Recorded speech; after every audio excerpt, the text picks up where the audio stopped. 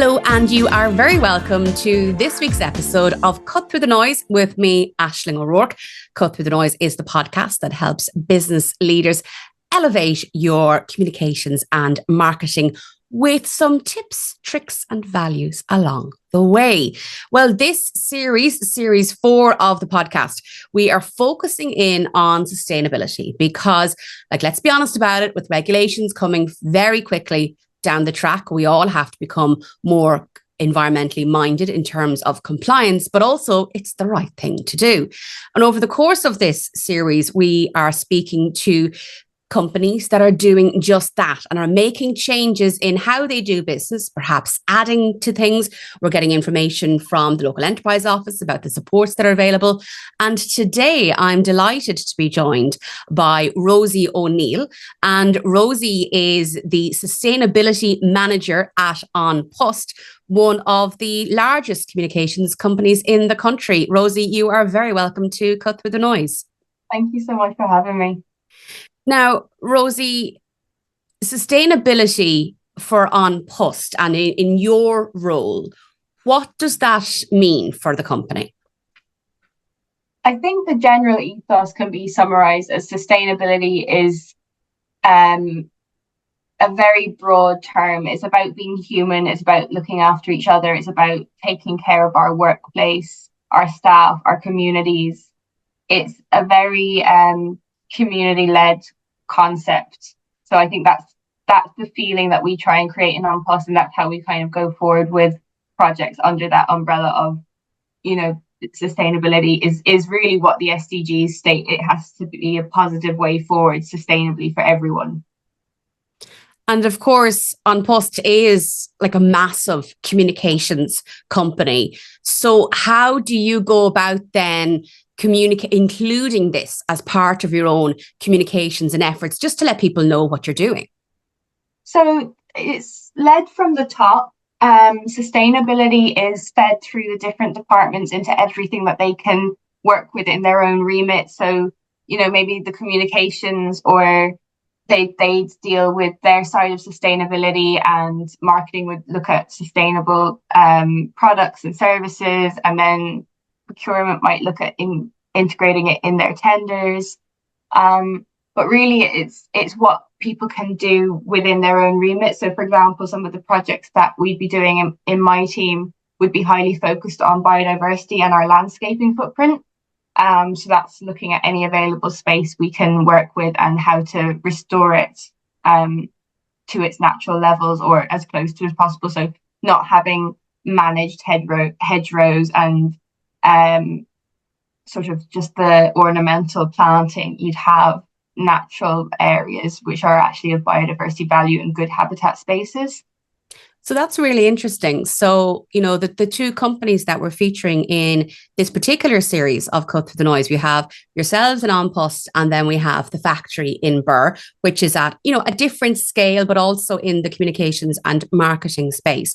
And both of you, from what you're saying, and because I know from speaking previously with Lisa Dooley in the factory, the efforts are company-wide. It's not in one siloed department, it's across what you're doing, or at least you're attempting to make it happen across the company. Yeah, I know of the factory and they're doing fantastic work. So they're very impressive. But yeah, I think it's about keeping the conversation going, understanding what works for your operations. So you don't want to do anything that conflicts with another department's goals, or for example, if we're doing planting initiatives or anything like that, you can't have anything that would affect operations or health and safety or lighting. You can't have trees kind of in the way of cameras, lights, security lights, or anything like that. So I think part of the conversations aren't only what you can do, but how you do it well and effectively, so you don't have to go back and keep changing. A little bit of homework before you get going is essential, and part of how we do that is we keep the conversation going, like I said, and that would be through just general knowledge sharing events, but also being part of organisations. We're members of Business for Biodiversity Ireland, which is a key organisation which is helping companies to implement the goals of the Biodiversity Action Plan, because it is a challenge for companies, because obviously we don't have a large amount of space. So we have to think outside of the box in how to connect habitats, make little corridors, just kind of reduce the fragmentation. It's very, like, it is a key part of sustainability. Biodiversity can be a real indicator for the health of a whole system. So it's just kind of raising awareness and improving education on that. So An Post is putting particular emphasis on biodiversity. I know in addition to that, there's an awful lot of electric An Post vehicles, and, you know, there's an awful lot more, let's say, electric bikes with the cabins attached. I'm not quite sure what they're called. Oh, the e-trikes. Yeah, yes, they're great. They're actually quite hard to use as well. Like I think you get the hang of them, but I've had to go on a few of them, and it's strange having such a big boot on the back of a bike, but they're great, and a lot of the post operators seem to really love them. So that's really nice to see them about. It is indeed. And at the college where I lecture, I know we have one that generally visits us on a daily basis. And it's always amazes me how the postman in this particular case can navigate it on the footpaths around where we are. But, you know, the focus on biodiversity, it is an important piece. And it's, you know, you've placed a particular emphasis on that at An Post. And I think people might struggle to understand the connection between the work that you do and what we as the public think of when we think of An Post and biodiversity. So explain it for us. Well, I think that's what we're trying to do. I mean, we're trying to lead by example and show that, you know, anyone can make a difference and not to be limited by your surroundings. You know, we're a very big company. We're a very nationally trusted company. You know, it's a very familiar brand. There's not anybody in the country who wouldn't know where their local post office is. So we have a responsibility because of that reputation and just how large we are nationally. We're doing it because we see it as a responsibility to literally leave a mark that we're proud of, which is part of our ethos. And we've so many different types of spaces. We have industrial units where you'd pick up your parcel. We've branch offices in town centres. We've big, large sorting mail centres, and then we've our HQ in the city centre in Dublin. So it's trying to use them all as independent case studies of what works where in different building structures. And we have, for example, we have a rooftop garden in our headquarters. We have wildflower meadows or just rewilded areas in some of our delivery service units, which are the industrial parcel collection hubs. And the office type that's probably the most difficult to work with would be the main street branch offices, especially if they're in listed buildings and they don't have much green space. So that's something that we're constantly trying to think of ideas for. So if we're somewhere like that, we might, instead of focusing on planting, we might look at more bird boxes or bat boxes or bee hotels, bug hotels, things like that. Even flower boxes and things like that, window boxes can be quite effective too. So yeah, I think we're just trying to do the best we can with what we have and keep learning as we go forward.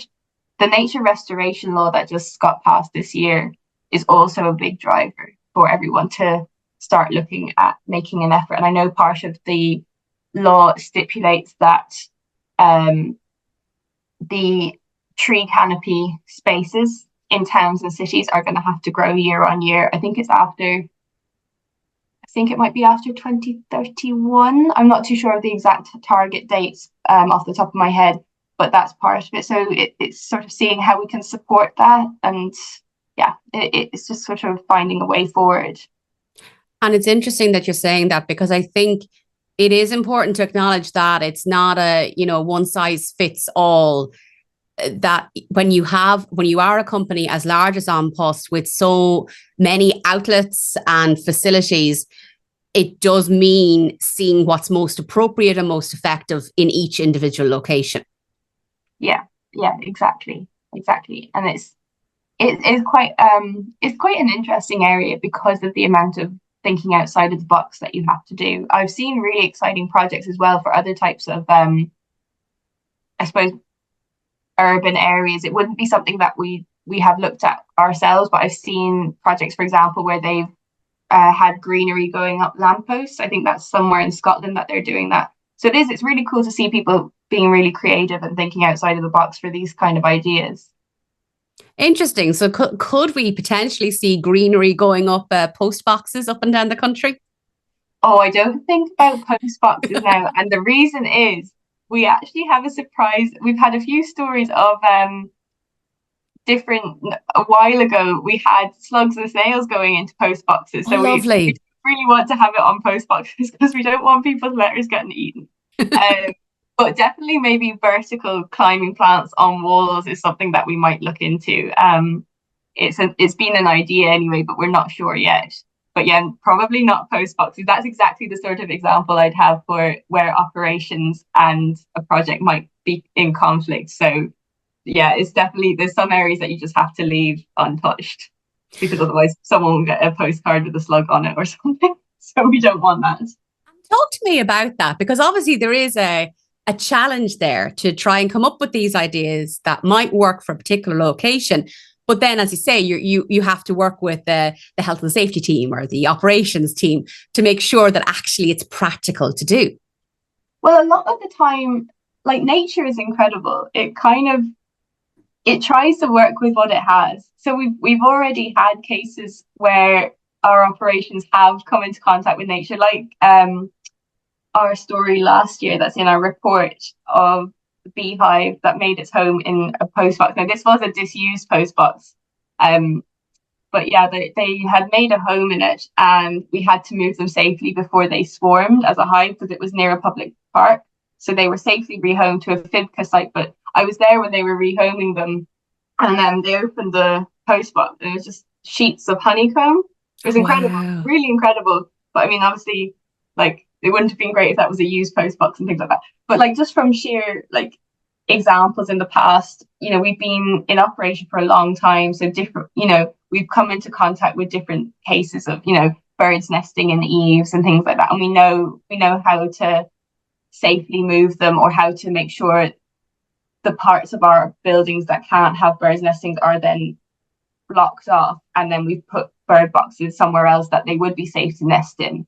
So it's sort of like it's just managing it. So, but just from sheer experience, we have a good example of how to protect our operations and then protect the biodiversity and keep them compatible side by side, but not in conflict with each other.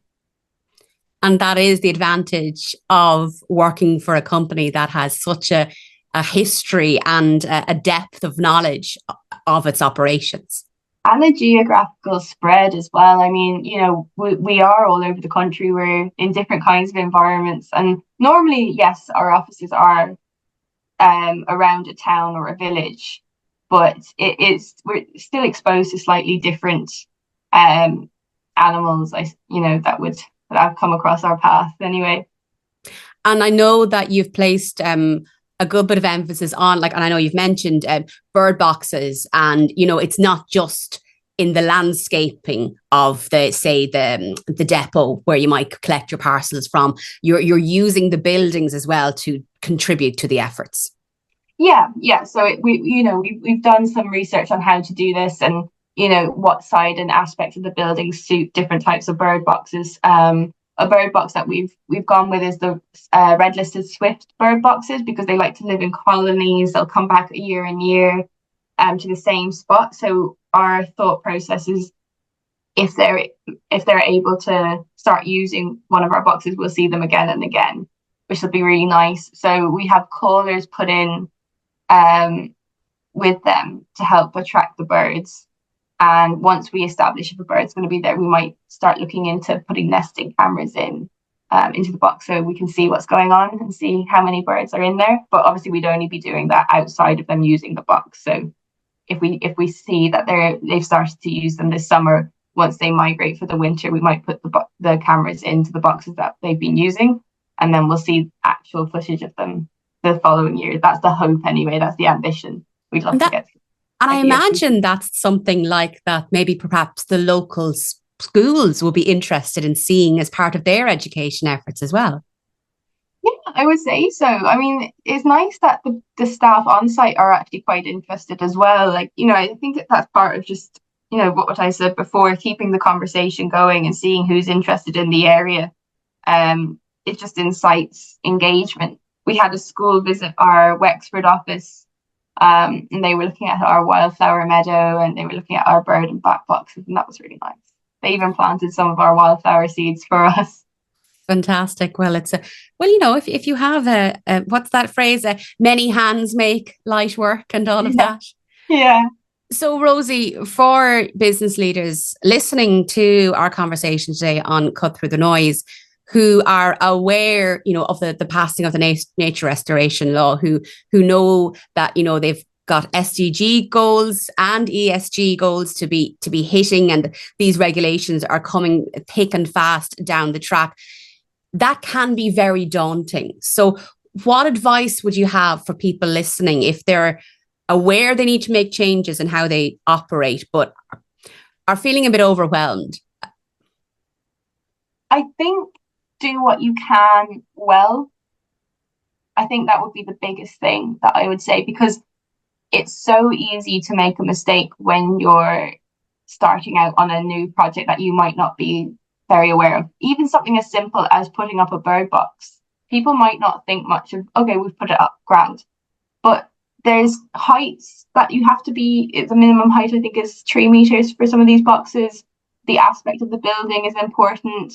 It's things you might not think of automatically. So if you've just gone out and bought a load of bird boxes, invested in getting them put up, and they're in the wrong place, it's just a wasted effort. So I think just take a small step at a time, but research it and engage with the experts. That there's quite a lot of them out there. There's lots of organizations, and they're so happy to get people engaged that it's really helpful. It's a really pleasant conversation. So I think it's one area that you shouldn't feel pressured to go out on your own. Like, there's a lot of support out there, and ask the questions, ask for help, because it is really, the more perspectives the better, I think, for something like this. And of course, you've got Business for Biodiversity and the local enterprise office and Enterprise Ireland, all in a position to be able to offer support if you're starting the journey, or if you need a bit of extra help along the way. Well, Rosie O'Neill, Sustainability Manager with An Post, thank you very much for joining us on Cut Through the Noise. Thank you so much.